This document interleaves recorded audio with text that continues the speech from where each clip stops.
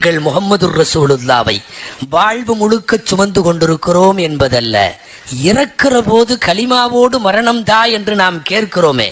கலிமாவோடு மரணம் வேண்டும் என்று ஏன் கேட்கிறோம் தெரியுமா?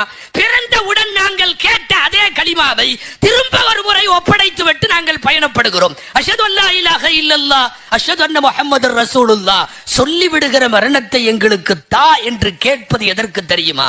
வாழ்வெல்லாம் எங்கள் நபிகளாரை சுமந்த நாங்கள் மரணத்தின் போதும் நபிகளாரை சுமந்து கொண்டு போகிறோம். அடுத்து கபரிலேயும் ரசூலுல்லாஹ் ஸல்லல்லாஹு அலைஹி வஸல்லம் அவர்களின் உருவம் காட்டப்படும், மலக்குகளால் காட்டப்படும். மா தகூலு ஃபீ ஹக்கி ஹாதர் ரஜுல், இந்த மனிதர் விஷயமாக நீ என்ன சொல்லுகிறாய் கேட்கப்படும். நாயகம் சொன்னார்கள், சஹீஹுல் புகாரியிலே வருகிறது, இன்னக்கும் துஃப்தனூன அன்னி ஃபீ குபூரிக்கும், மறுமையிலேயும் எம்பெருமானார் ஸல்லல்லாஹு அலைஹி வஸல்லத்தின் கைப்பிடித்து தான் சுவனம் செல்லுவோம்.